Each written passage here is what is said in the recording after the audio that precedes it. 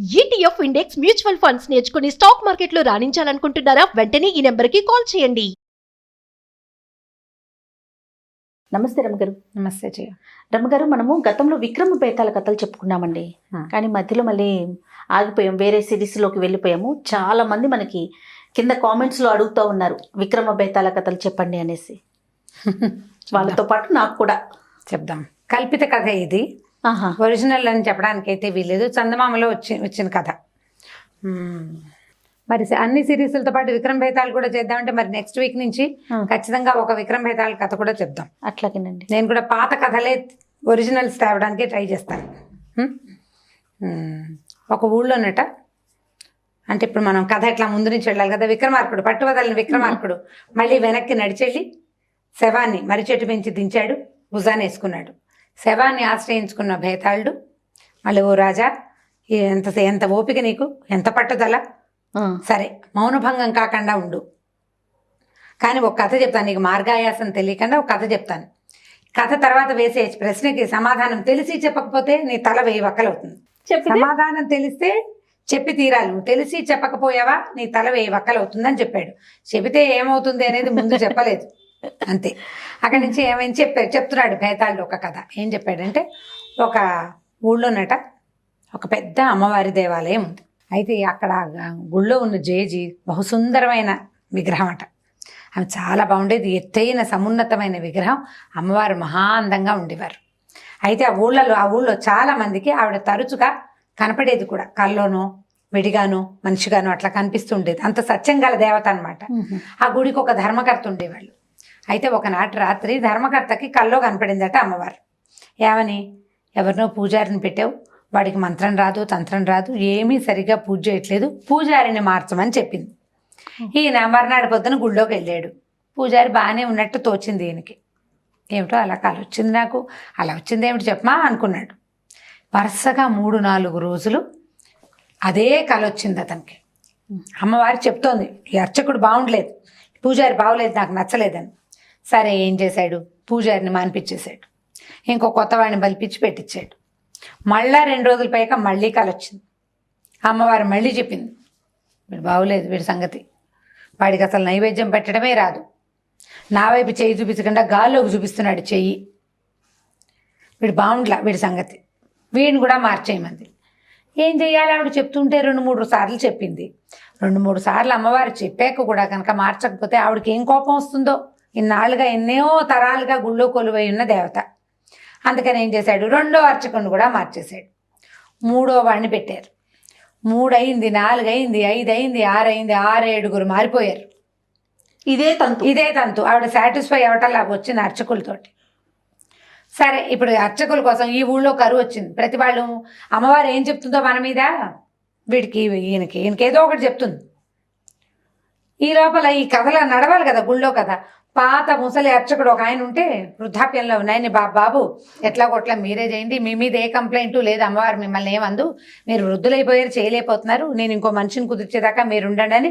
మధ్యలో వస్తుంది కదా టైము, ఒకడికి పోయి ఇంకోటి కుదిరే లోపల వచ్చే టైంని పాత ముసలి పూజారి గారితో పూజ చేయించేవాళ్ళు. ఏదో చేసేవాడు, జనాలు వచ్చేవాళ్ళు వెళ్ళేవాళ్ళు. అమ్మవారు చాలా డల్గా ఉన్నట్టు మొహం పెట్టుకుని ఉండేది గుళ్ళో విగ్రహం. ఆవిడకి ఈ పూజ చాలేదు కాదు, ఎవడో బ్రహ్మాండ నాయకుడు వచ్చి బాగా స్తోత్రాలు అవి చేస్తే మంచి వెలుగు వస్తుంది అనమాట. సరే ఇంకొకటి అయింది. ఊళ్ళో ఉన్న అర్చకులందరూ అయిపోయారు. ఊళ్ళో ఫ్రెష్ అర్చకులు కూడా, ఎందుకు వచ్చింది ఈ గుళ్ళో కనుక పెట్టి అమ్మవారు నచ్చలేదనుకో, మన ఎవడు పెట్టుకోడు, చెడ్డ పేరు కదా. ఇప్పుడు అమ్మవారు వద్దంది వీడిని అని అనగానే ఇంకా ఊళ్ళో ఎవరు పిలుస్తారు వాడిని, అమ్మవారికి నచ్చలేదు అంటే ఏ దేవుడికే నచ్చదు కాబట్టి వీడిని పిలవకూడదు అంటారు. మనకు వచ్చే బేరాలు పోతాయని ఎవ్వరు ఆ ఉద్యోగానికి దరఖాస్తులు పెట్టుకోవాలి, వచ్చేవాళ్ళు కాదు. అంతకుముందు మేము వస్తాం అనేవాళ్ళు. ఎప్పుడైతే అమ్మవారు వీడిని నచ్చలేదు, వీడికి నైవేద్యం రాదు, వీడికి హారతి ఇవ్వడం రాదు, వీడికి మంత్రం రాదు, వీడికి అన్ని తప్పులు, మంత్రపుష్పం రాదు, ఈ కంప్లైంట్లన్నీ వింటుంటే ఎందుకు వచ్చినుకోవాలని సర్దు కోరుకున్నారు. సరే పక్క ఊళ్ళ నుంచి ట్రై చేయడం మొదలుపెట్టారు. అయితే పక్క ఊళ్ళో ఒక తెలివైన వాడు ఉన్నాడు. వాడికి ఈ ఊళ్ళో అర్చకుడు అవసరమని, ఇలా ఉందని తెలుసుకుని ఒకరోజు ఏం చేశాడు, వాడు పరమ నాస్తికుడని పేరు, బ్రాహ్మడే కానీ నాస్తికుడు. వాడు పూజల మీద వాటి మీద ఆసక్తి ఉన్నవాడు కాదు.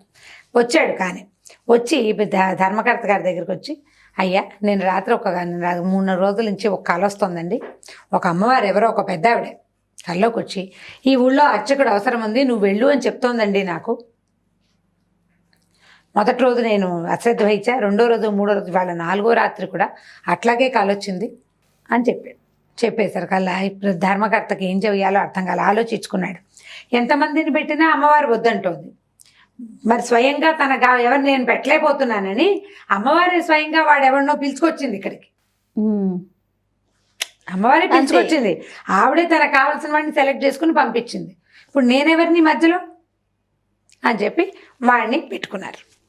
అవతల నుంచి వాడనకూడదు, ఆ అర్చక స్వామిని పెట్టుకున్నాడు. పెట్టుకుంటే అర్చక స్వామి ఏం చేశాడు, మర్నాడు ఈ లోపల మీకు ఇది ఇక్కడ సర్దుకోండి, నేను ఏర్పాటు చేసుకుంటానని మరుసటి రోజున భార్య సమేతంగా వచ్చాడు. వచ్చి రాగానే గుళ్ళోకి వెళ్ళాడు. గుళ్ళోకి వెళ్ళి ఆవిడ ఏం చేసింది, బంగా చక్కటి పట్టు చీర కట్టుకుని నిలబడి ఉంది అమ్మవారు. ఓ చేయి పైకి ఓ చేయి కిందకి పెట్టింది. అభయహస్తం వరదహస్తం ఉంటాయి కదా, ఈ హస్తాలతోటి ధగధగలాడే నగలతోటి మంచి బ్రహ్మాండమైన చక్కటి పట్టు చీరతోటి కళకళలాడిపోతాను. ఈయనేం చేశాడు, ఎందుకు బొమ్మకి ఇంత మంచి చీర అని ఆ చీర కాస్త తీసేసి ఓ పాత గుడ్డ పడేశాడు ఆ విగ్రహం మీద. చీర పట్టుకెళ్ళి భార్యకి ఇచ్చాడు.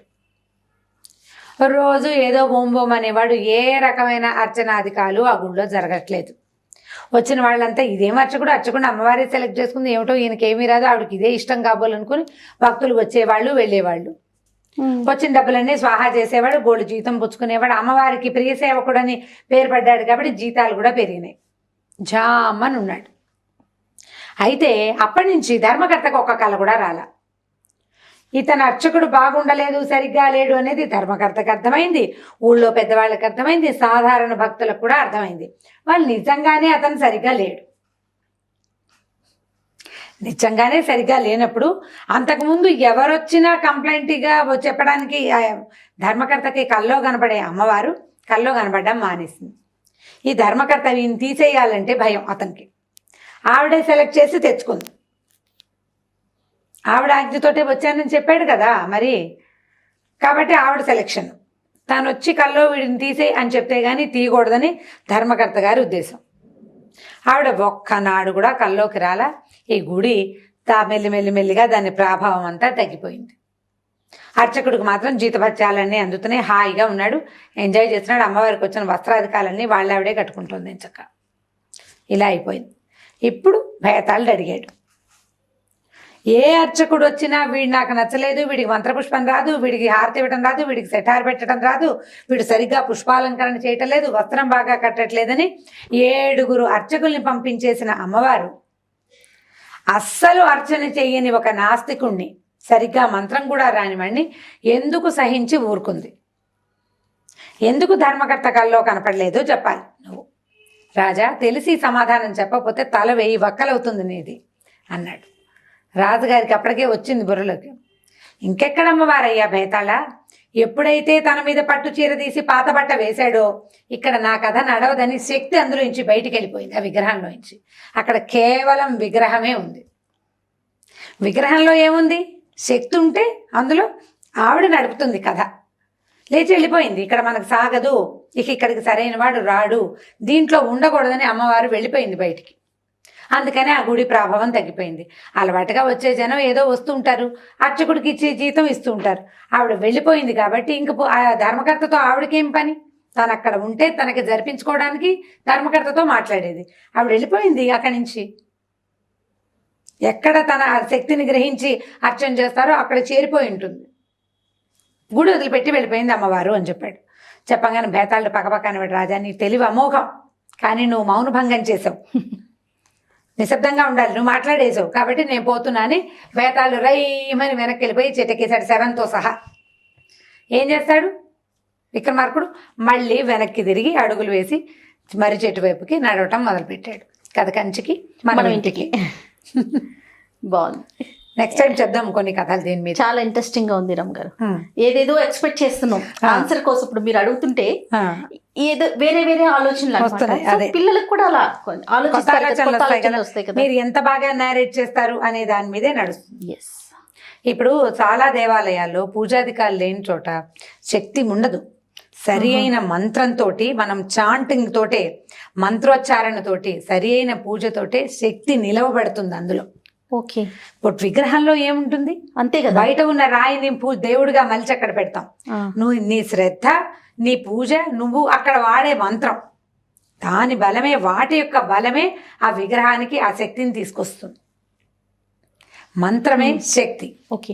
మరి చాలా పురాతన ఆలయాలు ఉన్నాయి కదా రమగారు మనకి, అక్కడ కనీసం దీపం పెట్టేవారు కూడా ఉండట్లేదు. అక్కడ కూడా మనం అంటే వెలిసిన స్వయంభూలు ఉంటాయి కదా విగ్రహాలు, అక్కడ కూడా ఇదే పరిస్థితి అంటారా? ఎంతో కొంత ఉంటుంది, కొద్దిపాటి శక్తి ఉంటుంది. ఎందుకంటే స్వయం భగవంతుడే స్వయంగా వచ్చారు కాబట్టి. కానీ మనం ఎన్హాన్స్ చేయడానికి మనం ఏదైనా చేస్తే అవి వృద్ధి అవుతుంది. జనం అంతా చేరారనుకో, దీపధూప నైవేద్యాలు, ఉచ్చాటన, పదే పదే పదే శ్లోకాలు స్తోత్రాలు చదవటం, మంత్రోచ్చారణ, దానివల్ల పవర్ ఏం లేదు. మంత్రం అనగానే మనకి వైబ్రేషన్స్.